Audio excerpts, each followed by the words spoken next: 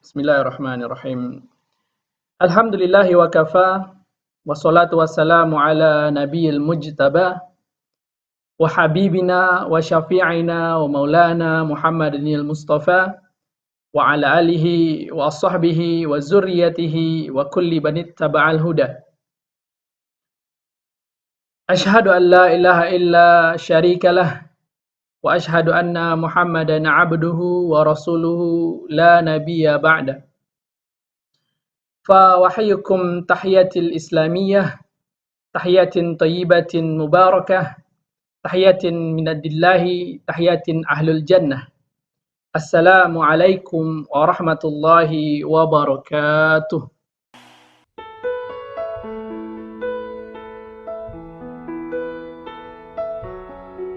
Pertama dan terutama sekali, marilah kita mengucapkan puji dan syukur kehadirat Allah Subhanahu wa taala, karena atas izinnya lah kita bisa hidup sampai detik ini. Murid-murid Ustaz sekalian, walaupun kita sedang diuji dengan bencana wabah menular ini, namun tidak mengurangi semangat kita untuk senantiasa bersyukur, senantiasa belajar dan always berpikir positif kepada Allah Subhanahu wa taala. Mudah-mudahan wabah COVID-19 ini cepat berlalu dan kita bisa bersekolah, bertatap muka, tentunya di tahun ajaran baru. Selanjutnya yaitu selawat beringat salam tidak lupa kita haturkan kepada Nabi Muhammad SAW dengan mengucapkan Allahumma sholli ala Sayyidina Muhammad wa ala alihi Sayyidina Muhammad. Anak Ustadz semuanya, pertama Ustadz mau mengucapkan selamat bergabung kepada antum semuanya, murid kelas 10 SMA Abdurrahman Islamic School. Mudah-mudahan dengan lingkungan baru nanti kita bisa menjadi pribadi yang baru. Alhamdulillah antum sekarang sudah duduk di bangku SMA, yang tentunya antum bukan anak SMP lagi. Alhamdulillah sudah dewasa, hijrah dari SMP ataupun dari tempat sebelumnya, sekarang insyaallah pindah ke Pekanbaru. Mudah-mudahan hal tersebut bisa membuat kita muhasabah diri, lalu memikirkan bagaimana menjadi pribadi yang lebih baik lagi dari sebelumnya. Nah, murid Ustadz sekalian, pertama Ustadz mau memperkenalkan diri. Tentu belum kenal semuanya dengan Ustadz ya. Nama Ustadz adalah Ahmad Faruqi. Antum semua boleh memanggil Ustadz dengan panggilan Ustadz Faruk atau Ustadz Faruqi. Baiklah, anak-anak Ustadz semuanya, Ustadz akan membersamai antum di mata pelajaran sejarah di kelas 10 ini. Insyaallah ya, bersama Ustadz akan belajar sejarah. Oke, mengapa kita harus belajar sejarah? Apa sih untungnya belajar sejarah dan apa pentingnya sejarah bagi kehidupan kita? Yang pertama, belajar sejarah itu harus kita sadari bahwasanya adalah pelajaran yang sangat menyenangkan. Kenapa? Karena belajar sejarah itu ibaratkan kita punya mesin waktu. Punya mesin waktu yang kita bisa setting ke tahun mana kita mau pergi. Contohnya kita mau setting ke abad 6 Masehi sebelum Rasulullah dilahirkan. Ya. Kita belajar sejarah di abad 6 Masehi, kita lihat masyarakat di sana, kita tahu apa yang berlangsung di sana, dan kita kemudian mengambil pelajaran dari sejarah-sejarah tersebut.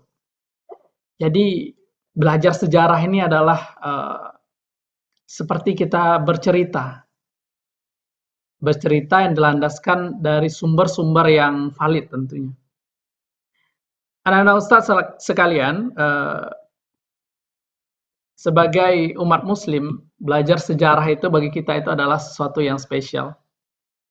Bahkan di dalam Al-Quran, ya, kitab suci umat Islam, kita semuanya, itu diceritakan bahwasanya hampir sepertiga dari Al-Quran itu berisi tentang kisah-kisah atau sejarah. Ini yang dikemukakan oleh sejarawan Indonesia, tokoh sejarawan Muslim Indonesia, yaitu Bapak Ustadz Budi Ashari. Lalu selanjutnya, mengapa belajar sejarah? Belajar sejarah banyak ya manfaat dari belajar sejarah itu. Namun saya akan mengerucutkan ke beberapa poin-poin penting tentang alasan ataupun pentingnya belajar sejarah. Yang pertama yaitu sebagai pengajaran. Allah Subhanahu wa taala berfirman dalam Quran surah Al-A'raf, pada penggalan terakhir Quran surah Al-A'raf ayat 176 ini, Allah berfirman bahwasanya sejarah itu adalah sebagai pengajaran. Maka ceritakanlah kepada mereka kisah-kisah itu agar mereka berpikir. Nah, maksud berpikir di sini adalah menjadikan sejarah itu sebagai pengajaran bagi kita. Contoh, kita tidak akan tahu bagaimana mekanisme rukun ataupun juga syarat sah salat kalau tidak dari sejarah, kalau tidak dari mempelajari kisah-kisah bagaimana Nabi Muhammad SAW salat. Nah, itu salah satu contoh sejarah sebagai pengajaran. Masih dari Quran surah Al-A'raf ayat 176, Allah berfirman bahwasanya selain sebagai pengajaran, sejarah juga sebagai peringatan. Kalau awalnya pelajaran, yang kedua adalah peringatan.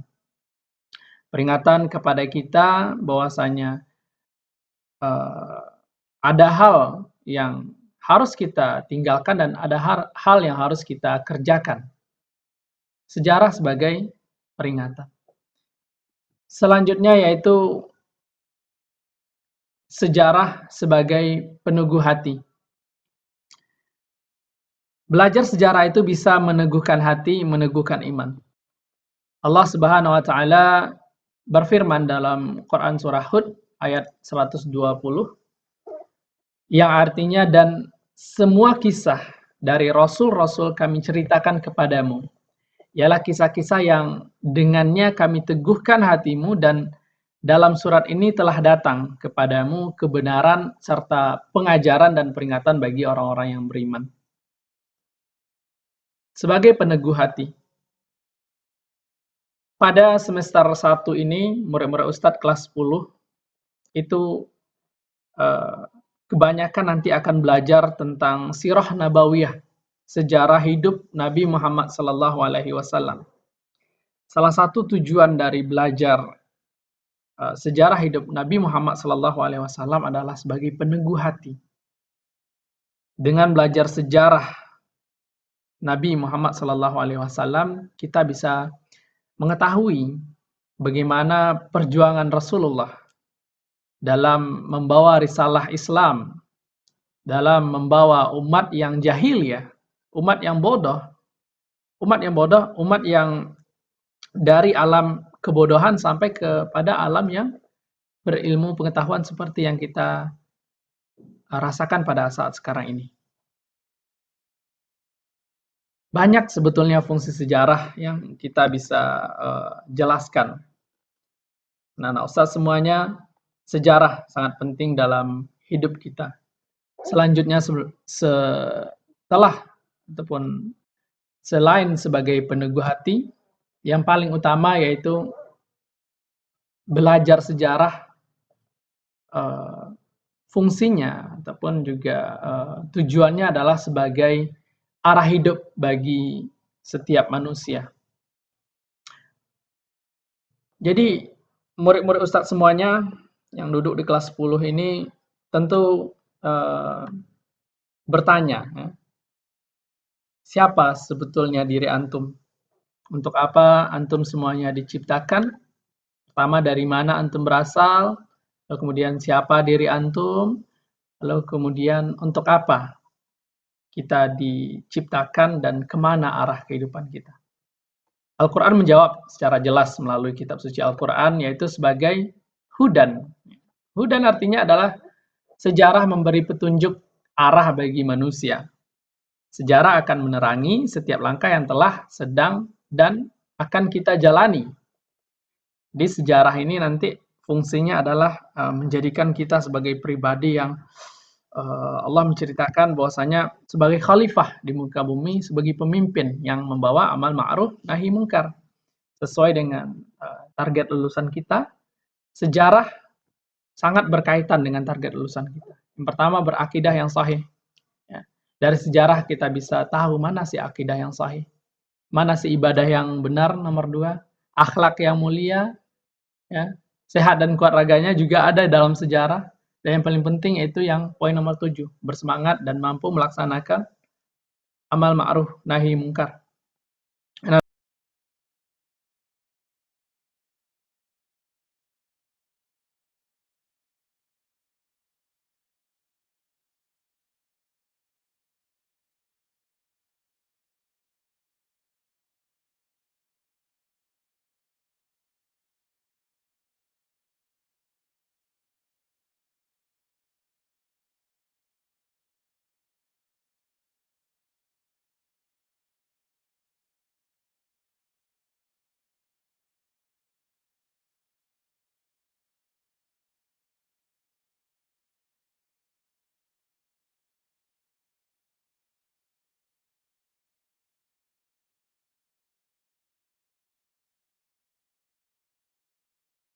Nah, seperti yang saya katakan sebelumnya, bahwasanya di semester 1 ini kita akan banyak belajar tentang sirah nabawiyah.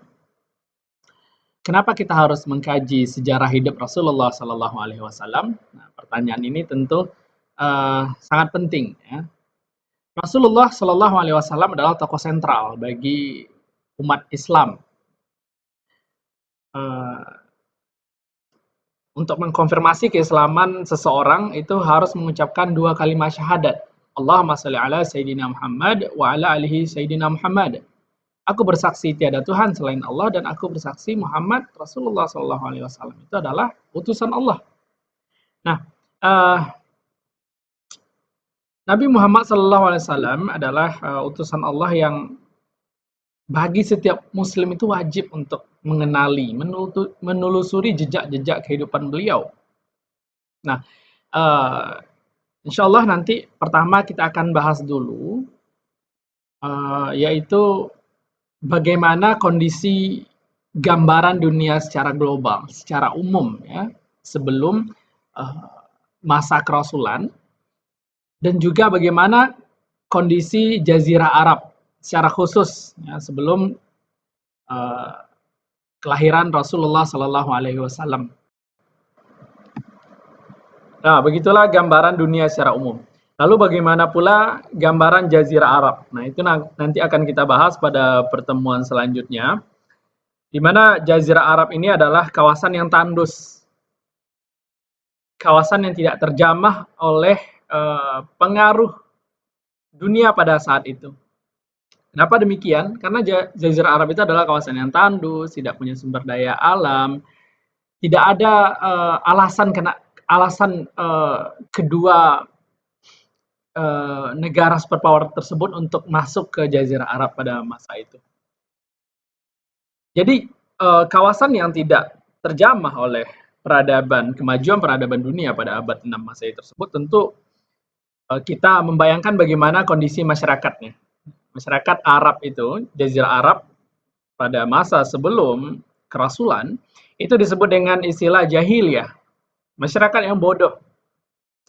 Mereka mensekutukan Tuhan, mereka paganisme, menyembah berhala, dan kezoliman adalah sesuatu yang lumrah terjadi di masyarakat. Kita kenal Jazirah Arab itu dia punya strata sosial di dalam masyarakat, di mana yang paling tinggi itu adalah kepala suku. Nah, ada lagi namanya yang paling rendah itu adalah budak. Jadi di sana itu jual beli manusia pada masa itu adalah sesuatu yang dibolehkan.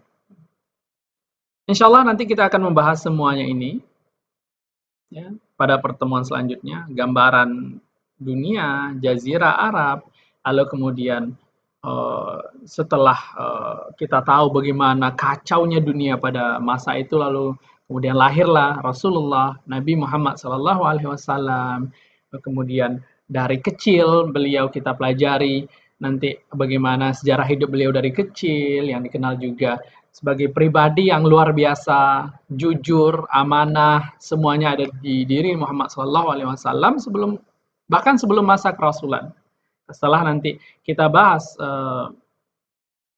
masa sebelum kerasulan tersebut, lalu kemudian kita membahas pula bagaimana sejarah turunnya wahyu.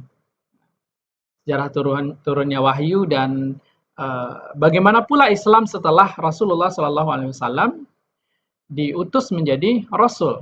Insya Allah kita akan bahasnya pada pertemuan-pertemuan selanjutnya. Akhirul kalam, segitu saja dari Ustadz. Untuk pertemuan pertama, apabila ada salah dan kata mohon dimaafkan. Yang benar itu datangnya dari Allah Subhanahu wa taala, yang salah tentu di diri Ustaz sendiri. Afa minkum. Assalamualaikum warahmatullahi wabarakatuh.